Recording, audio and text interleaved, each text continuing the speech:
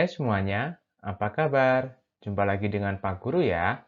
Hari ini kita belajar tema 3, subtema 1, pembelajaran ketiga. Masih di subtema bagaimana tubuh mengolah makanan. Simak baik-baik ya.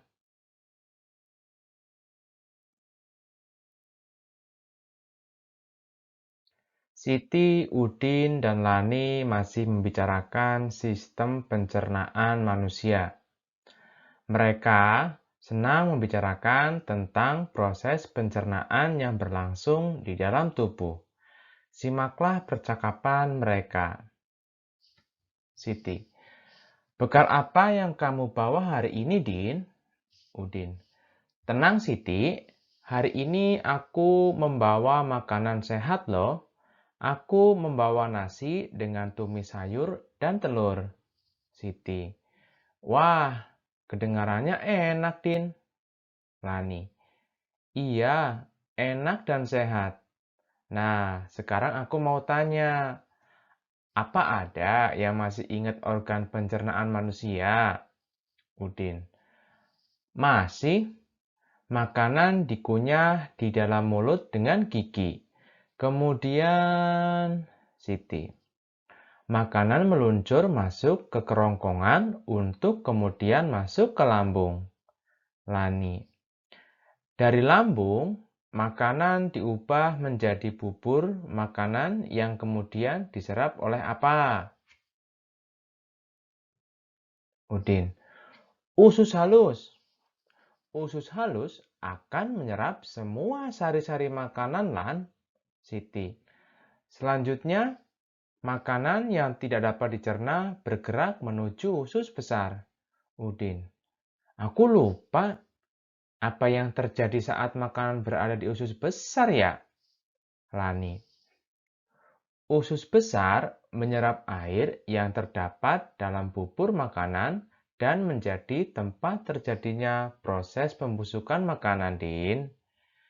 Kemudian, makanan yang sudah melalui semua proses tersebut masuk ke anus untuk kemudian dibuang.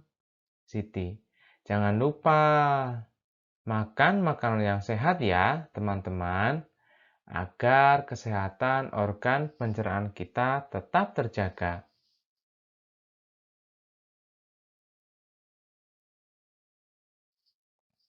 Makanan merupakan bahan baku utama bagi manusia untuk memproduksi energi dan memenuhi segala nutrisi yang diperlukan tubuh.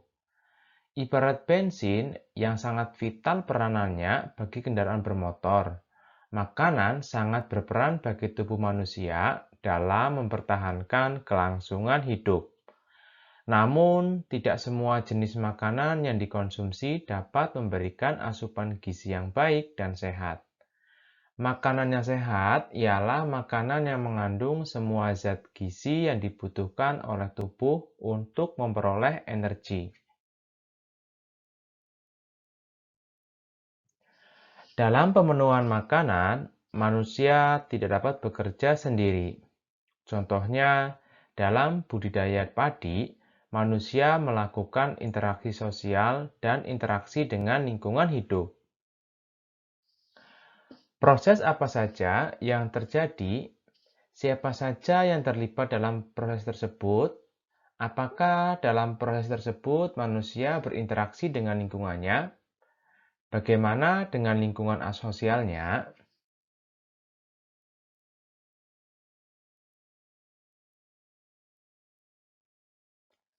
Interaksi sosial adalah hubungan-hubungan sosial yang menyangkut hubungan antar individu, individu dengan kelompok, dan kelompok dengan kelompok.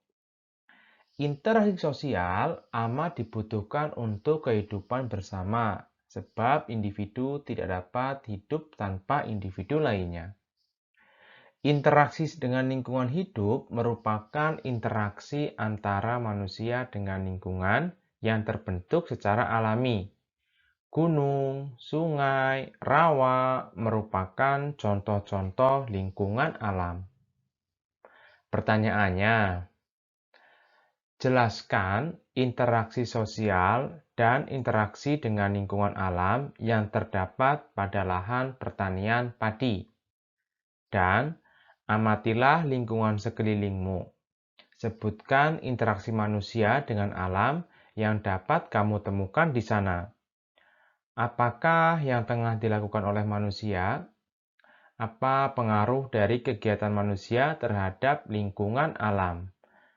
Kalian kerjakan di buku tugasmu ya, dengan cara membuat tabel seperti berikut. Tuliskan hasilnya pada tabel seperti berikut ini. Yang pertama, kolomnya interaksi yang dilakukan. Kolom kedua, interaksi lingkungan hidup. Dan kolom ketiga, interaksi sosial.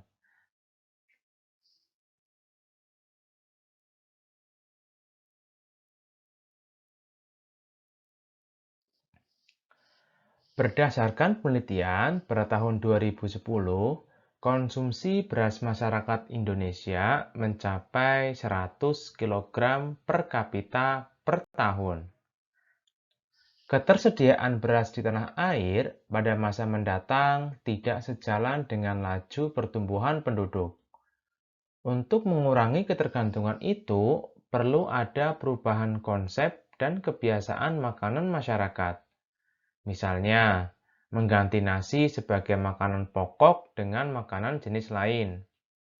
Salah satu cara yang belakangan dikampanyekan pemerintah adalah tidak memakan nasi selama 1 hari. Kebiasaan ini misalnya dilakukan 1 hari dalam sepekan.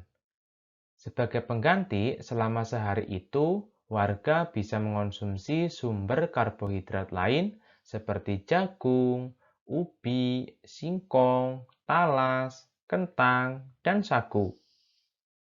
Untuk mendukung upaya pemerintah tersebut, berikut adalah sebuah iklan tentang singkong sebagai pengganti nasi.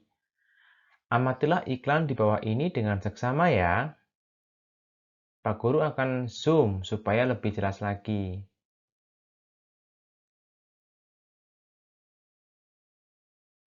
Ya, ini adalah iklan masyarakat tentang pengganti nasi sebagai sumber karbohidrat. Di sini judul dari iklannya adalah "Makanlah singkong sebagai pengganti nasi. Solusi makanan sehat, harga rakyat, rasa pejabat."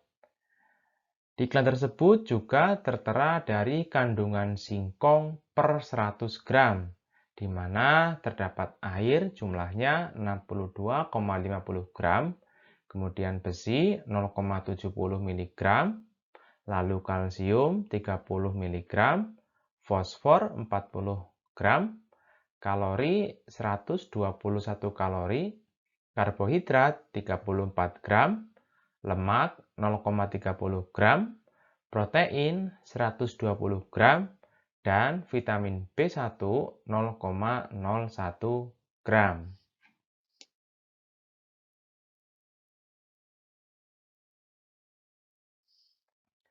Nah, coba kamu identifikasi unsur-unsur iklan dalam iklan tersebut.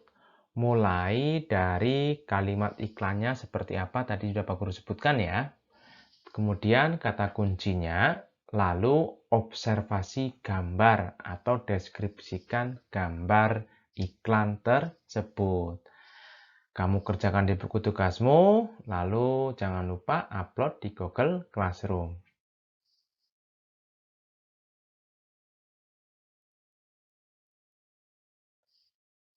Pelajaran hari ini cukup sekian ya. Dan tetap jaga kesehatan agar kita terhindar dari mara bahaya penyakit. Sampai jumpa.